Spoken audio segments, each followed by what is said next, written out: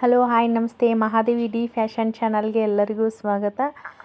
ಎಲ್ಲರೂ ಹೆಂಗದಿರಿ ಆರಾಮದಿರಿ ಅಂದ್ಕೊಂಡ ಇವತ್ತಿನ ಒಂದು ವಿಡಿಯೋನ ಸ್ಟಾರ್ಟ್ ಮಾಡ್ಲಾತೀನಿ ನೋಡ್ರಿ. ಇವತ್ತು ಟೈಲರಿಂಗ್ ಬಗ್ಗೆ ನನಗೆ ಅನುಭವ ಎಷ್ಟಿದೆ ಅಲ್ಲ ಅಷ್ಟು ನಾನು ನಿಮ್ಮ ಜೊತೆನ ಶೇರ್ ಮಾಡ್ಕೊಳ್ತೀನಿ. ಸೊ ನಾನು ಸ್ಟಿಚಿಂಗ್ ಮಾಡೋಕ್ಕಿಂತ ಮುಂಚೆ ಏನೇನೆಲ್ಲ ಪ್ರಾಬ್ಲಮ್ನ ಫೇಸ್ ಮಾಡಿದೆ, ಆ ರೀತಿಯಾಗಿ ನಾವು ಇಂಪ್ರೂವ್ಮೆಂಟ್ ಮಾಡ್ಕೋಬೇಕು ಅನ್ನೋದನ್ನು ನಾನು ಇವತ್ತು ತಿಳಿಸ್ಕೊಡ್ಲಾಕತ್ತೇನೆ ನೋಡಿರಿ. ಹಾಗೆ ಒಂದು ನಾರ್ಮಲ್ ಬ್ಲೌಸ್ ಫ್ರಂಟ್ ಸೈಡ್ ನಾನು ಸ್ಟಿಚಿಂಗ್ ಮಾಡ್ಲಾತ್ತೇನೆ ನೋಡಿರಿ.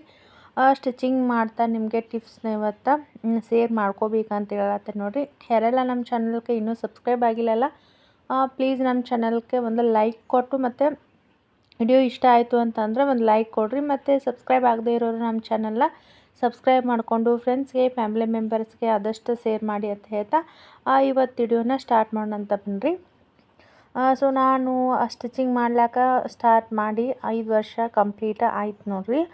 ನನ್ನ ಚಿಕ್ಕ ಮಗಳು ಇನ್ನು 1 ವರ್ಷದವಳಿದ್ದಾಗ ಸ್ಟಾರ್ಟ್ ಮಾಡೀನಿ. 1-2 ವರ್ಷ ನಾನು ಅಷ್ಟೊಂದು ಸ್ಟಿಚಿಂಗ ಮಕ್ಕಳ ಜೊತೆ ಮಾಡ್ಲಿಕ್ಕೆ ಆಗಲಿಲ್ಲ ನೋಡಿರಿ. ಹಾಗೆ ಪಿಕೋ ಫಾಲ ಮಾಡ್ತಾಯಿದ್ದೆ ನೋಡಿರಿ 1-2 ವರ್ಷ. ಹಾಗೆ ಒಂದು ನನ್ನೂನೇ ಬ್ಲೌಸ್ ನಾರ್ಮಲ್ ಬ್ಲೌಸ್ನ ಯಾವಾಗಲಾದರೂ ಕಟ್ ಮಾಡೋದು ಮತ್ತು ಸ್ಟಿಚಿಂಗ್ ಮಾಡೋದು ಈ ರೀತಿಯಾಗಿ ಮಾಡ್ತಿದ್ದೆ. ಮೊದಲಿಗೆ ಪಿಕೋ ಮತ್ತು ಫಾಲ್ಸ್ನ ಈ ರೀತಿಯಾಗಿ ಮಾಡ್ಲಾಕತ್ತೀನಿ ನೋಡಿರಿ. ಯಾಕಂತಂದರೆ ನಾವು ಸ್ಟಾರ್ಟಿಂಗಲ್ಲಿ ನಮಗೆ ಟೈಲರಿಂಗ್ ಬಗ್ಗೆ ಏನೂ ಗೊತ್ತೇ ಇಲ್ಲ ಅನ್ನೋರು ಮೊದಲಿಗೆ ನಾವು ಬ್ಲೌಸ್ನ ಸ್ಟಿಚ್ ಮಾಡ್ತೀವಿ, ಡಿಸೈನ್ಸ್ ಬ್ಲೌಸ್ನ ಮಾಡ್ತೀವಿ ಅಂತಂದ್ರೆ ಸಾಧ್ಯ ಆಗಂಗಿಲ್ಲ ನೋಡಿರಿ. ಯಾಕಂತಂದ್ರೆ ನಾವು ಸ್ಟೆಪ್ ವೈಸಾಗಿ ಕಲಿತಾ ಹೋಗ್ಬೇಕಾಗ್ತದೆ ನೋಡಿರಿ. ಮೊದಲಿಗೆ ನಾನು ಏನು ಹೇಳೋದಂತಂದ್ರೆ, ಸ್ಟಾರ್ಟಿಂಗ್ ನಮಗೆ ಟೈಲರಿಂಗ್ ಬಗ್ಗೆ ಗೊತ್ತೇ ಇಲ್ಲ, ನಾವು ಇವು ಕಲಿಬೇಕು ಅಂತ ಹೇಳಿ ಆಸಕ್ತಿ ಐತಿ ಅಂತಂದ್ರೆ ಮೊದಲಿಗೆ ನಾವು ಒಂದು ನಮ್ಮದೇ ಆಗಿರ್ತಕ್ಕಂಥ ಒಂದು ಮಷೀನ ತೊಗೊಂಡು ಬರ್ಬೇಕು ನೋಡಿರಿ. ತೊಗೊಂಡು ಬಂದಾದ ನಂತರ ನಾವು ಮೊದಲಿಗೆ ಏನೈತಲ್ಲ ನಾವು ಪೆಡಲ್ನ ಆ ರೀತಿಯಾಗಿ ತುಳಿಬೇಕು ಅನ್ನೋದನ್ನು ಪ್ರಾಕ್ಟೀಸ್ ಮಾಡ್ಕೋಬೇಕು ನೋಡಿರಿ. ಯಾಕಂತಂದ್ರೆ ನಾವು ಯಾವ ರೀತಿಯಾಗಿ ಕರೆಕ್ಟಾಗಿ ನಮ್ಗೆ ಪೆಡಲ್ ತುಳಿಲಕ್ಕೆ ಬರ್ಬೇಕು ನೋಡಿರಿ. ಸೊ ಅದನ್ನ ನಾವು ಒಂದು ಸ್ವಲ್ಪ ದಿನ ಪ್ರಾಕ್ಟೀಸ ಮಾಡಬೇಕು. ಅದಾದ ನಂತರ ನಾವು ಮನೆಯಲ್ಲಿರ್ತಕ್ಕಂಥ ಹಳೆ ಬಟ್ಟೆ ಆಗಿರಬಹುದು, ಏನಾದರೂ ನಾವು ಫೋಲ್ಡ್ ಮಾಡಿ ಸ್ಟಿಚಿಂಗ್ ಮಾಡೋದು ಮತ್ತು ನಮಗೆ ಪೆಡಲ್ ಸರಿಯಾಗಿ ಕಂಪ್ಲೀಟಾಗಿ ಬರೋವರೆಗೂ ಏನಾದರೂ ಹಳೆ ಬಟ್ಟೆ ತೊಗೊಂಡು ನಾವು ಸ್ಟಿಚ್ ಮಾಡಬೇಕು ನೋಡಿರಿ. ಆಮೇಲೆ ನಾವು ಫೋಲ್ಡ್ ಮಾಡಿ ಸ್ಟಿಚಿಂಗ್ ಮಾಡೋದ್ರಿಂದ ಒಂದು ಸ್ವಲ್ಪ ನಮ್ಗೆ ಇಂಪ್ರೂವ್ಮೆಂಟ್ ಅನ್ನೋದು ಬರ್ತೈತೆ ನೋಡಿರಿ. ಯಾಕಂತಂದರೆ ಏನು ಗೊತ್ತಿಲ್ಲ ಅನ್ನೋರಿಗೆ ನಾನು ಈ ಟಿಪ್ಸ್ನ ಹೇಳ್ತಾ ಇದ್ದೀನಿ. ಮತ್ತು ನಾನು ಸ್ಟಾರ್ಟಿಂಗೆಲ್ಲ ಯಾವ ರೀತಿಯಾಗಿ ಕಲಿತಾ ಬಂದೆ ಅನ್ನೋದನ್ನು ನಿಮ್ಮ ಜೊತೆ ನಾನು ಶೇರ್ ಮಾಡ್ಕೊಳ್ತೀನಿ ನೋಡಿರಿ. ಯಾಕಂತಂದರೆ ಹಳ್ಳಿ ಒಳಗೆ ಇದ್ಕೊಂಡು ಹೊರಗಡೆ ಹೋಗಿ ಸ್ಟಿಚಿಂಗ್ ಕಲೀಲಕ್ಕ ಆಗ್ತಿರಂಗಿಲ್ಲ. ನಮ್ಮದು ಕೂಡ ಹಾಗೆ ನೋಡಿರಿ. ಯಾಕಂತಂದ್ರೆ ನಾನು 2ನೇ ಮಗಳ ಡೆಲಿವರಿ ಆದ ನಂತರ ನಾನು ಸ್ಟಿಚಿಂಗ್ ಕಲ್ತ್ಕೋಬೇಕಂತ ಹೇಳಿ ಅನಿಸಿತ್ತು ನೋಡಿರಿ. ಹೀಗಾಗಿ ನಾವು ಹೊರಗಡೆ ಹೋಗಿ ಕಲಿಯಲಿಕ್ಕೂ ಆಗ್ತಿರಲಿಲ್ಲ. ಮತ್ತು ನಾನು ಈ ಒಂದು ಮೊಬೈಲ್ ಕೂಡ ಇರಲಿಲ್ಲ ನೋಡಿರಿ. ಹೀಗಿರುವಾಗ ನಾವು ಸ್ಟಿಚಿಂಗ್ ಕಲಿಬೇಕು ಅಂತಂದ್ರೆ ಭಾಳ ಕಷ್ಟ ಆಗ್ತೈತೆ ನೋಡಿರಿ. ಹೀಗಾಗಿ ನಾನು ಹಳೆ ಬಟ್ಟೆನ ಬಿಚ್ಚಿ ನಾರ್ಮಲ್ ಬ್ಲೌಸ್ನ ತಕ್ಕ ಮಟ್ಟಿಗೆ ಸ್ಟಿಚಿಂಗ್ ಮಾಡ್ಲಿಕ್ಕೆ, ಕಟಿಂಗ್ ಮಾಡ್ಲಿಕ್ಕೆ ಕಲ್ತ್ಕೊಂಡು ನೋಡಿರಿ. ನಂತರ ಮುಂದೆ ಬರ್ತಕ್ಕಂಥ ದಿನಗಳೊಳಗೆ ಮೊಬೈಲ್ ಒಳಗೆ ನೋಡಿ ನಾನು ಆಲ್ಮೋಸ್ಟ್ ಎಲ್ಲನೂ ಕಟಿಂಗ ಮತ್ತು ಸ್ಟಿಚಿಂಗ್ ಕೂಡ ಕಲ್ತ್ಕೊಂಡೆ ನೋಡಿ. ಯಾಕಂತಂದ್ರೆ ಒಂದು ಸ್ವಲ್ಪ ಜಾಸ್ತಿ ದಿನ ಟೈಮಿಂಗ್ ತೊಗೊಳ್ತೈತಿ. ಎಲ್ಲಿಗೆ ಹೋಗಿ ನಾವು ಕಲ್ತು ಬರಲಿಲ್ಲ ಅಂತಂದ್ರೆ ನಾವು ಕಲಿಬೇಕು ಅಂತಂದ್ರೆ ಒಂದು ಸ್ವಲ್ಪ ಜಾಸ್ತಿ ದಿನ ಟೈಮ್ ತೊಗೊಳ್ತೈತೆ ನೋಡಿರಿ. ಯಾಕಂತಂದ್ರೆ ನಾವು ಸ್ಟೆಪ್ ವೈಸ್ ನಾವು ಕಲಿತಾ ಹೋದ್ವಿ ಅಂತಂದ್ರೆ ಸಂಪೂರ್ಣವಾಗಿ ನಾವು ಕರೆಕ್ಟಾಗಿ ಫಿಟ್ಟಿಂಗ್ ಬಂತು ಅಂತಂದರೆ ನಮ್ಮ ಕಸ್ಟಮರ್ಸ್ ಕೂಡ ಜಾಸ್ತಿ ಆಗ್ತಾರೆ ನೋಡು. ಮೊದಲಿಗೆ ನಾವು ಪೆಡಲ್ ತುಳಿದು ಆದ ನಂತರ ನಾವು ಮೊದಲಿಗೆ ಸ್ಟಾರ್ಟಿಂಗ್ ಕೊಂಚಿಗೆ ಹೊಲಿಲಕ್ಕ ಕಲಿಯೋದಾಗಿರಬಹುದು, ಅಥವಾ ಸಣ್ಣ ಮಕ್ಕಳ ಲಂಗ ಆಗಿರಬಹುದು, ಈ ರೀತಿಯಾಗಿರ್ತಕ್ಕಂಥ ಈಸಿ ಮೆಥಡ್ ಒಳಗೆ ಏನಿರ್ತಾವಲ್ಲ ಅವನ್ನ ನಾವು ಮೊದಲಿಗೆ ಕಟ್ಟಿಂಗು ಮತ್ತು ಸ್ಟಿಚಿಂಗ ಮಾಡ್ಲಿಕ್ಕೆ ಕಲಿಬೇಕು ನೋಡಿರಿ. ಯಾಕಂತಂದ್ರೆ ಮೇನ್ ನಾವು ಕಟಿಂಗ್ ಮಾಡ್ಲಿಕ್ಕೆ ಮೊದಲಿಗೆ ಪರ್ಫೆಕ್ಟಾಗಿ ಕಲಿಬೇಕು. ಹಾಗೆ ಅದ್ರ ಜೊತೆಗೆ ಸ್ಟಿಚಿಂಗ್ ಕೂಡ ಮಾಡಿದರೆ ನಮ್ಗೆ ಒಂದು ಸ್ವಲ್ಪ ದಿನ ಪ್ರಾಕ್ಟೀಸ್ ಆದ ನಂತರ ನಮ್ಗೆ ಬ್ಲೌಸ್ ಹೊಲಿಲಿಕ್ಕೆ ಅನುಕೂಲ ಆಗ್ತೈತೆ ನೋಡಿರಿ. ಈ ರೀತಿಯಾಗಿ ಮೊದಲಿಗೆ ನಾನು ಕಲ್ತಿರೋದು ಅಂತಂದರೆ ನಾನು ಕೊಂಚಿಗೆ ಹೊಲಿಯೋದು ಮತ್ತು ಸಣ್ಣ ಹುಡುಗರ ಫ್ರಾಕ್ಸ್ ನೋಡಿರಿ. ಅದಾದ ನಂತರ ನಾನು ಆಲ್ಮೋಸ್ಟ್ ಸ್ವಲ್ಪ ನನಗೆ ನಾರ್ಮಲ್ ಬ್ಲೌಸ ಬರ್ತಿತ್ತು ನೋಡಿರಿ. ಹೀಗಾಗಿ ನಾವು ಕರೆಕ್ಟಾಗಿ ನಾವು ಬಾಡಿ ಮೆಜರ್ಮೆಂಟ್ನ ತೊಗೊಂಡು ಯಾವ ರೀತಿಯಾಗಿ ಸ್ಟಿಚಿಂಗ್ ಮಾಡಬೇಕು ಅನ್ನೋದನ್ನು ನಾವು ಮೊದಲಿಗೆ ನಾವು ತಿಳಿಬೇಕು ನೋಡಿರಿ. ಅಳತೆ ಬ್ಲೌಸಿಂದ ಆಗಿರಬಹುದು, ಬಾಡಿ ಮೆಜರ್ಮೆಂಟ್ ತೊಗೊಂಡು ಆಗಿರಬಹುದು, ಎರಡೂ ರೀತಿಯಾಗಿ ನಾವು ಸ್ಟಿಚಿಂಗ್ ಮಾಡ್ಲಿಕ್ಕೆ ಕಲಿಬೇಕು ನೋಡಿರಿ. ಯಾಕಂತಂದ್ರೆ ಕೆಲವೊಬ್ರದ್ದು ಅಳತೆ ಬ್ಲೌಸೇ ಇರೋಂಗಿಲ್ಲ, ನಮ್ಗೆ ಬಾಡಿ ಮೆಜರ್ಮೆಂಟ್ ತೊಗೊಂಡು ಸ್ಟಿಚಿಂಗ್ ಮಾಡಿರಿ ಅಂತ ಅಂದಾಗ ಅದು ಕೂಡ ನಾವು ಕಲಿತೇ ಇರ್ಬೇಕು ನೋಡಿರಿ. ಹೀಗಾಗಿ ನಾವು ಅದಾದ ನಂತರ ನಾವು ನಾರ್ಮಲ್ ಬ್ಲೌಸ್ನ ಕರೆಕ್ಟಾಗಿ ನಾವು ಕೆಲವೊಂದು ಟಿಪ್ಸ್ನ ಫಾಲೋ ಮಾಡಿ ಕಟ್ ಮಾಡಬೇಕಾಗಿರ್ತೈತೆ ನೋಡಿರಿ.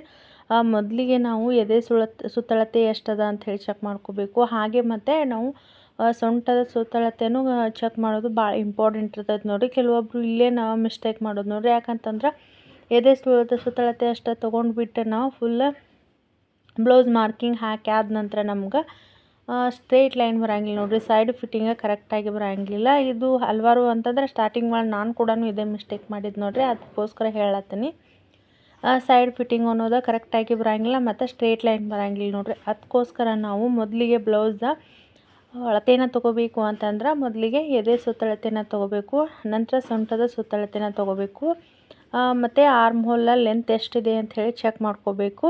ಮತ್ತು ಫ್ರಂಟ್ ಸೈಡಲ್ಲಿ ನಾವು ಕೊರಳಿನ ಲೆಂತ್ ಎಷ್ಟಿದೆ ಅಂತ ಹೇಳಿ ಚೆಕ್ ಮಾಡ್ಕೋಬೇಕು. ಮತ್ತು ಸೆಂಟ್ರಲ್ಲಿ ಟಕ್ಸ್ ಪಾಯಿಂಟ್ ಎಲ್ಲಿಗಿದೆ ಅಂಥೇಳಿ ಇವೆಲ್ಲ ಮಾರ್ಕ್ ಹಾಕೊಂಡಾದ ನಂತರ ನಾವು ಬ್ಲೌಸ್ನ ಕಟಿಂಗ್ ಮಾಡಿದ್ವಿ ಅಂತಂದ್ರೆ ಕರೆಕ್ಟಾಗಿ 100% ಫಿಟ್ಟಿಂಗ್ ಕರೆಕ್ಟಾಗಿ ಇರ್ತೈತೆ ನೋಡಿರಿ. ಯಾಕಂತಂದ್ರೆ ಈ ರೀತಿ ನಾವು ಫಾಲೋ ಮಾಡೋದ್ರಿಂದ ಮತ್ತು ನಮಗೆ ಎಷ್ಟು ಸ್ಟಿಚಿಂಗ್ ಮಾರ್ಜಿನ್ ಎಕ್ಸ್ಟ್ರಾ ಬಟ್ಟೆ ಎಷ್ಟು ಬೇಕಲ್ಲ ಅಷ್ಟು ನಾವು ಇಟ್ಕೋಬೋದು. ಯಾಕಂತಂದರೆ ಇದನ್ನ ನಾವು ಯಾಕೆ ಹೇಳತ್ತೀನಿ ಅಂತಂದರೆ ಕೆಲವೊಬ್ಬರು ಬ್ಲೌಸ್ ಪೀಸ್ನ ತಂದು ನಮ್ಮ ಅಳತೆ ಈ ಬ್ಲೌಸ ಕೂರುತ್ತೋ ಇಲ್ಲ ನೋಡು ಅಂತ ಹೇಳ್ತಿರ್ತಾರೆ ನೋಡಿರಿ. ಹೀಗಾಗಿ ನಾವು ಈ ರೀತಿಯಾಗಿ ಅಳತೆ ಮಾಡ್ಕೊಂಡು ನೋಡಿದ್ವಿ ಅಂತಂದ್ರೆ ನಮಗೆ ಕೂರುತ್ತೋ ಇಲ್ಲೋ ಅಂತ ಹೇಳಕ್ಕೆ ಅನುಕೂಲ ಆಗ್ತದೆ ನೋಡಿರಿ.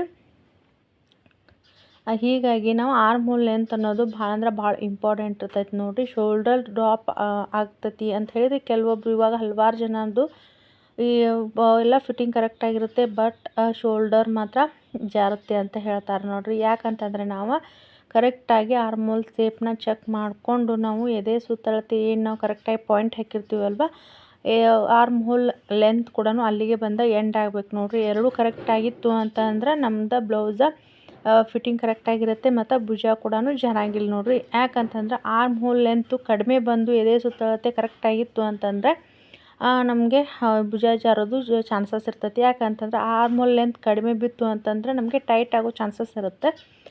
ಟೈಟ್ ಆಯಿತು ಅಂತಂದರೆ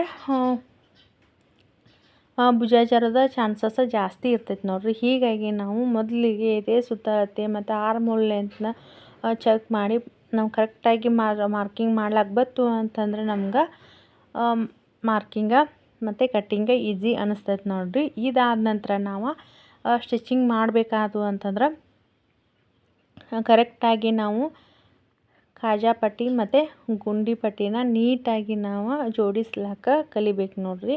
ಹಾಗೆ ಟಕ್ಸ್ ಪಾಯಿಂಟ್ನ ಕೂಡ ಅಷ್ಟೇ ನೀಟಾಗಿ ನಾವು ಕಲಿಬೇಕು ನೋಡಿರಿ. ಯಾಕಂತಂದ್ರೆ ಒಂದು ಸ್ವಲ್ಪ ದಿನ ಜಾಸ್ತಿ ದಿನ ಟೈಮಿಂಗ್ ತೊಗೊಳ್ಳಿ ಪರವಾಗಿಲ್ಲ ನೋಡಿರಿ. ಯಾಕಂತಂದರೆ ನಮಗೆ ಸ್ಟಾರ್ಟಿಂಗಲ್ಲಿ ನಾವು ಏನು ಕಲಿತಾ ಹೋಗ್ತೀವಲ್ಲ ನೀಟಾಗಿ ಪರ್ಫೆಕ್ಟಾಗಿ ಕಲಿತಾ ಹೋದ್ವಿ ಅಂತಂದ್ರೆ ಮುಂದೆ ನಮಗೆ ಕಸ್ಟಮರ್ಸ್ ಬ್ಲೌಸ ಫಿಟ್ಟಿಂಗ್ ಕರೆಕ್ಟಾಗಿ ಕೂತು ಅಂತಂದ್ರೆ ನಮಗೆ ಕಸ್ಟಮರ್ಸ್ ಜಾಸ್ತಿ ಆಗೇ ಆಗ್ತಾರೆ ನೋಡಿರಿ.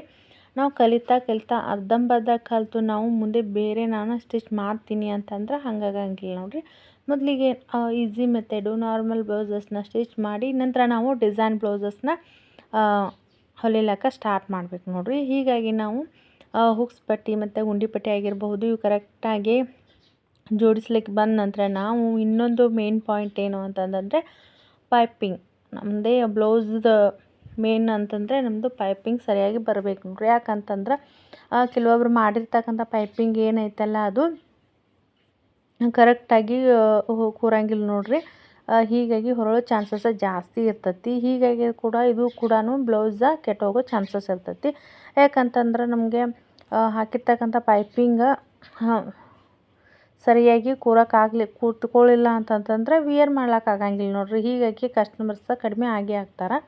ಹೀಗಾಗಿ ನಾವು ಪೈಪಿಂಗ್ ಕಲಿಯೋದಕ್ಕೋಸ್ಕರನೂ ಸ್ವಲ್ಪನಾದರೂ ಟೈಮಿಂಗ್ ಕೊಟ್ಟು ನಾವು ಕಲಿಬೋದು ನೋಡಿರಿ. ಯಾಕಂತಂದ್ರೆ ಮೊದಲಿಗೆ ನಾವು ಬ್ಲೌಸ್ ಪೀಸಿಂದ ಆಗದಿದ್ರು ನಮ್ದು ಹಳೆ ಒಂದು ಸಾರಿ ಇರ್ತಾವಲ್ವ ಅವನು ನಾವು ಕಾಟನ್ ಆಗಿರಬಹುದು ಅಂತಂದರೆ ನಮಗೆ ಕಟಿಂಗ್ ಮಾಡ್ಲಿಕ್ಕೆ ಕಂಫರ್ಟಬಲ್ ಆಗಬೇಕು ಅಂಥ ಒಂದು ಸಾಡಿ ತೊಗೊಂಡ್ವಿ ಅಂತಂದ್ರೆ ನಮಗೆ ಎಷ್ಟು ಬೇಕಾದಂತರೂ ಕಲೀಲಿಕ್ಕೆ ಬ್ಲೌಸಸ್ ಆಗ್ತಾವೆ. ಹೀಗಾಗಿ ಪ್ರಾಕ್ಟೀಸ್ ಆಗೋವರೆಗೂ ಕಟಿಂಗ್ ಮಾಡೋದು ಮತ್ತು ಪೈಪಿಂಗ್ ಮಾಡೋದನ್ನು ನಾವು ಕಲಿಬೇಕಾಗ್ತೈತೆ ನೋಡಿ. ಇದೆಲ್ಲ ಆದ ನಂತರ ನಾವು ಹಾಗೆ ಬಾರ್ಡರ್ ಇರ್ತಕ್ಕಂಥ ಸ್ಯಾರಿನ ತೊಗೊಂಡು ಅದರೊಳಗೆ ಬ್ಲೌಸ್ನ ಸ್ಟಿಚ್ ಮಾಡಿ ಹಾಗೆ ಬ್ಯಾಕಲ್ಲಿ ನಾವು ಸ್ವಲ್ಪ ನಮಗೆ ಸ್ಟಾರ್ಟಿಂಗಲ್ಲಿ ಇರೋದ್ರಿಂದ ಜಾಸ್ತಿ ಗೊತ್ತಿರೋಂಗಿಲ್ಲ, ಹೀಗಾಗಿ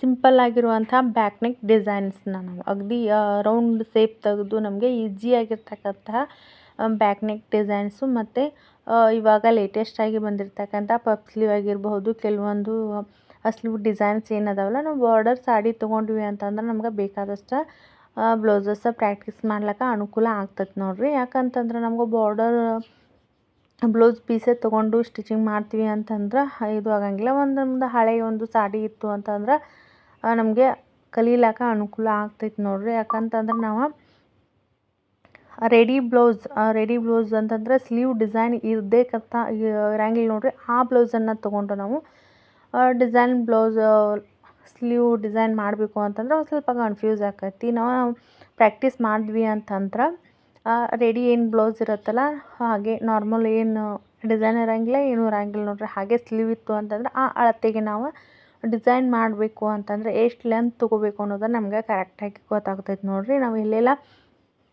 ಸ್ಟಿಚಿಂಗ್ ಮಾಡ್ತೀವಲ್ವ, ಎಷ್ಟು ಬಟ್ಟೆ ಎಕ್ಸ್ಟ್ರಾ ತೊಗೋಬೇಕು ಅನ್ನೋದನ್ನು ನಾವು 2-3 ಬ್ಲೌಸ್ ಸ್ಟಿಚಿಂಗ್ ಮಾಡಿದ್ವಿ ಅಂತಂದ್ರೆ ಕರೆಕ್ಟಾಗಿ ನಮ್ಗೆ ಅರ್ಥ ಆಗ್ತೈತೆ ನೋಡಿರಿ. ಮೇನ್ ನಾವು ಟೈಲರಿಂಗ್ ಒಳಗೆ ಮೇನ್ ಪ್ರಾಕ್ಟೀಸ್ ವೆರಿ ಇಂಪಾರ್ಟೆಂಟ್ ನೋಡಿರಿ. ಹೀಗಾಗಿ ನಾನು ಇಂಪ್ರೂವ್ಮೆಂಟ್ ನನಗೂ ಸ್ಟಾರ್ಟಿಂಗ್ ಒಳಗೆ ಪೈಪಿಂಗ್ ಆಗಿರ್ಬೋದು ಏನೂ ಸರಿಯಾಗಿ ಬರ್ತಿರ್ಲಿಲ್ಲ. ಇವಾಗೇನದಲ್ಲ ಕರೆಕ್ಟಾಗಿ ಪೈಪಿಂಗ್ ಅದು ಮಾಡ್ಲಿಕ್ಕೆ ಕಲ್ತೀನಿ ಮತ್ತು ಬ್ಲೌಸ್ ಫಿನಿಶಿಂಗ್ ಕೂಡ ಅಷ್ಟೇ ನೀಟಾಗಿ ಬರ್ತೈತೆ ನೋಡಿರಿ. ಇದೆಲ್ಲ ಆದ ನಂತರ ನಾವು ಸ್ಟೆಪ್ ವೈಸ ನಾವು ಚೂಡಿದಾರ್ ಕಟಿಂಗ್ಸ್ ಆಗಿರಬಹುದು, ಈಗಿರ್ತಕ್ಕಂಥ ಲೇಟೆಸ್ಟ್ ಕೊರಳಿನ ಡಿಸೈನ್ಸ್ ಆಗಿರ್ಬೋದು ಮುಂದೆ ಕಲಿತಾ ಹೋಗಬೇಕು ನೋಡಿರಿ. ಇದೆಲ್ಲ ನಾವು ಸ್ಟಾರ್ಟಿಂಗ್ ಸ್ಟೆಪ್ ವೈಸ್ ಎಲ್ಲ ನಾವು ಪರ್ಫೆಕ್ಟ್ ಆಗಿದ್ವಿ ಅಂತಂದ್ರೆ ನಾವು ನಂತರ ನಾವು ಸ್ಟಾರ್ಟಿಂಗ್ ಒಳಗೆ ಹೊರಗಡೆ ಬ್ಲೌಸಸ್ ಬಂದವು ಅಂತಂದ್ರೆ ಸ್ಟಿಚ್ ಮಾಡಿ ಕೊಟ್ಟು ಅವರು ಮೊದಲಿಗೆ ವಿಯರ್ ಮಾಡಿದ ನಂತರ ಫಿಟ್ಟಿಂಗ್ ಕರೆಕ್ಟಾಗಿ ಇತ್ತು ಅಂತಂದ್ರೆ ನಮ್ಗೆ ಜಾಸ್ತಿ ಬರ್ಲಾಕ ಸ್ಟಾರ್ಟ್ ಆಗ್ತಾವೆ ನೋಡಿರಿ ಬ್ಲೌಸಸ್. ಇಲ್ಲ ಅಂತಂದ್ರೆ ಅವರು ಮೊದಲಿಗೆ ಕೊಟ್ಟಿರ್ತಕ್ಕಂಥ ಬ್ಲೌಸೇ ಕೆಟ್ಟೋಯ್ತು ಅಂತಂದ್ರೆ ಇನ್ನೊಂದು ಸರ್ತಿ ಹಾಕ್ಲಿಕ್ಕೆ ಅವರು ಹಿಂದೇಟು ಹಾಕ್ತಾರೆ. ಯಾಕಂತಂದರೆ ಆಲ್ರೆಡಿ ಒಂದು ಬ್ಲೌಸ ಕೆಡಿಸಿ ಕೊಟ್ಟಾರ ನೋಡಿರಿ, ಇನ್ನು ಮುಂದೆ ಬ್ಲೌಸ್ ಯಾವ ರೀತಿಯಾಗಿ ನಾವು ಹಾಕೋದು ಅಂಥೇಳಿ ಇದು ಕೂಡ ಚಿಂತೆ ಬೀಳ್ತೈತಿ. ಹಾಗೆ ನಾವು ಮನೆಯಲ್ಲಿರ್ತಕ್ಕಂಥ ಮೆಂಬರ್ಸ್ ಬ್ಲೌಸಸ್ ಆಗಿರಬಹುದು ಸ್ಟಿಚಿಂಗ್ ಮಾಡಿ ಕರೆಕ್ಟಾಗಿ ಫಿಟ್ಟಿಂಗ್ ಕೂತ್ಕೊಳ್ತು ಅಂತಂದ್ರೆ ನಮ್ಗೆ ಹೊರಗಡೆ ಇರ್ತಕ್ಕಂಥ ಕಸ್ಟಮರ್ಸ್ ಬ್ಲೌಸ್ನ ಹಿಡಿಲಾಕ ನಮ್ಗೆ ಹೆದರಿಕೆ ಇರೋಂಗಿಲ್ಲ ನೋಡಿರಿ. ಆನಂತರ ನಮ್ಗೆ ಪರ್ಫೆಕ್ಟಾಗಿ ಬ್ಲೌಸ್ ಫಿನಿಶಿಂಗ್ ಕೂತು ಅಂತಂದರೆ ನಂತರದೊಳಗೆ ನಮ್ಗೆ ಕಟಿಂಗ್ ಬ್ಲೌಸಸ್ ಆಗಿರಬಹುದು, ಬೇರೆ ಬೇರೆ ಡಿಸೈನ್ಸ್ ಆಗಿರ್ಬೋದು ನಾವು ಕಲಿತಾ ಹೋಗ್ಬೇಕು ನೋಡಿರಿ. ಟೈಲರಿಂಗ್ ಕಲಿಕೆ ಅನ್ನೋದು ಎಂಡಿಂಗ್ ಇರೋಂಗಿಲ್ಲ ನೋಡಿರಿ. ನಾವು ಹಾಗೆ ಹೊಸದಾಗಿ ಕಲಿತಾ ಹೋಗ್ಬೋದು ನೋಡಿರಿ. ಇವಾಗ ಲೇಟೆಸ್ಟ್ ಡಿಸೈನ್ಸ್ ಕೂಡ ನಾನು ಸ್ಟಿಚಿಂಗ್ ಮಾಡಿರ್ತೀನಲ್ಲ ಆಲ್ರೆಡಿ ಅಪ್ಲೋಡ್ ಮಾಡಿದ್ದು ನೋಡಿರಿ. ಹೀಗಾಗಿ ನಾವು ಸ್ಟಿಚಿಂಗ್ನ ಕರೆಕ್ಟಾಗಿ ನಾವು ಹೊಲಿಯೋದ್ರಿಂದ ಕಸ್ಟಮರ್ಸ ಜಾಸ್ತಿ ಆಗ್ತಾರೆ ನೋಡಿರಿ. ಹೀಗಾಗಿ ನಾವು ಬ್ಲೌಸಸ್ ಎಷ್ಟು ನಾವು ಟೈಮಿಂಗ್ ತೊಗೋತಾವಲ್ಲ ಡಿಸೈನ್ಸ್ ಆಗಿರಬಹುದು ಯಾವುದೇ ಒಂದು ಬ್ಲೌಸಸ್ ಆ ಟೈಮಿಂಗ್ ಮೇಲೆ ನಾವು ಒಂದು ರೇಟನ್ನು ಫಿಕ್ಸ್ ಮಾಡಬೇಕಾಗತ್ತೆ ನೋಡಿರಿ. ಯಾಕಂತಂದ್ರೆ ನಾವು ಕೂತ್ಕೊಂಡು ಹೊಲಿದಿರ್ತೀವಿ ಅಂತಂದ್ರೆ ನಷ್ಟ ಮಾಡ್ಕೊಳ್ಳೋಂಥ ಅವಶ್ಯಕತೆ ಇಲ್ಲ ನೋಡಿರಿ. ನಮ್ದು ಎಷ್ಟು ಇರುತ್ತಲ್ಲ ಅಷ್ಟು ಅಮೌಂಟನ್ನು ನಾವು ಬಿಲ್ಲ ಮಾಡಬೇಕಾಗಿರ್ತೈತಿ. ಹೀಗಾಗಿ ನಾವು ಇವಾಗ ಇರ್ತಕ್ಕಂಥ ಒಂದು ಬೆಲೆ ನೋಡ್ಬೋದು, ಯಾವುದೇ ಒಂದು ಪ್ರತಿಯೊಂದು ವಸ್ತುವಿನ ಬೆಲೆ ಕೂಡ ಜಾಸ್ತಿ ಇರ್ತದೆ ನೋಡಿರಿ. ಅದಕ್ಕೆ ತಕ್ಕಂಗೆ ನಾವು ಬ್ಲೌಸಸ್ ರೇಟೇ ಇಡಬೇಕಾಗ್ತೈತಿ. ಯಾಕಂತಂದ್ರೆ ನಾವು ಪ್ರತಿಯೊಂದು ಬ್ಲೌಸಸ್ನ ಕುಂತು ಹೊಲಿಬೇಕು ಅಂತಂದ್ರೆ ಅದರದ್ದೇ ಆದ ಟೈಮಿಂಗ್ ಇರ್ತೈತಿ. ಯಾವ ಬ್ಲೌಸ್ ಜಾಸ್ತಿ ಟೈಮ್ ತೊಗೋತಾವಲ್ಲ ಅವಕ್ಕೆ ಜಾಸ್ತಿ ಅಮೌಂಟ್ ಇಡೋದು, ಕಡಿಮೆ ಸಮಯದೊಳಗೆ ಯಾವ ಮುಗಿತಾವಲ್ಲ ಅಮೌಂಟನ್ನ ಕಡಿಮೆ ತೊಗೊಳೋದು ನೋಡಿರಿ. ಏನೋ ಒಂದು ಜಾಸ್ತಿ ಬ್ಲೌಸಸ್ ಹೊಲಿಸಿದ್ರು ಅಂತಂದ್ರೆ ಎಲ್ಲೋ ಒಂದು 10-20 ಬಿಟ್ಟರು ಪರವಾಗಿಲ್ಲ ನೋಡಿರಿ. ಯಾಕಂತಂದ್ರೆ ಕಸ್ಟಮರ್ಸ್ ಹಳ್ಳಿ ಒಳಗೆ ಕೆಲವೊಂದು ಬಡತನ ಕುಟುಂಬದವರು ಬಂದು ಸ್ಟಿಚಿಂಗ್ ಮಾಡಿಸ್ಲಾಕತ್ತಿರ್ತಾರೆ. ಅಂಥವ್ರು ನಾವು ನೋಡಿಕೊಂಡು ನಾವು 10-20 ರೂಪಾಯಿ ನಮ್ಗೆ ಬಿಟ್ಟರೆ ಏನೋ ಇದು ನಮ್ದು ಪ್ರಾಬ್ಲಮ್ ಆಗಂಗಿಲ್ಲ ನೋಡಿರಿ. ಯಾಕಂತಂದ್ರೆ ನಮ್ಗೆ ನಷ್ಟ ಆಗದೇ ರೀತಿಯಾಗಿ ಒಂದು 10-20 ರೂಪಾಯಿ ಬಿಟ್ಟರು ಏನೋ ಪರವಾಗಿರಂಗಿಲ್ಲ ನೋಡಿರಿ.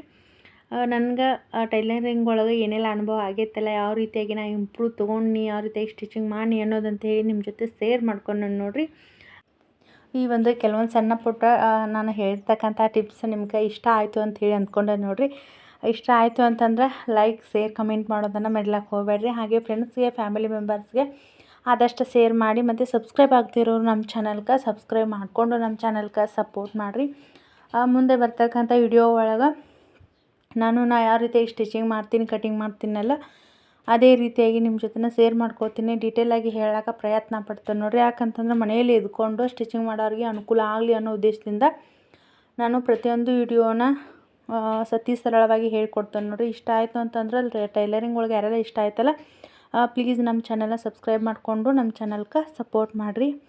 ಇವತ್ತಿನ ವಿಡಿಯೋನ ಇಲ್ಲಿಗೆ ಏನು ಮಾಡ್ಲತ್ತೇನೆ ನೋಡಿರಿ. ಮತ್ತೆ ಮುಂದಿನ ಒಂದು ಒಳ್ಳೆ ವಿಡಿಯೋದೊಂದಿಗೆ ನಾನು ನಿಮ್ಗೆ ಭೇಟಿ ಆಗ್ತೀನಿ. ಯಾರೆಲ್ಲ ನೋಡ್ಲತ್ರ ಎಲ್ಲರಿಗೂ ಧನ್ಯವಾದಗಳು.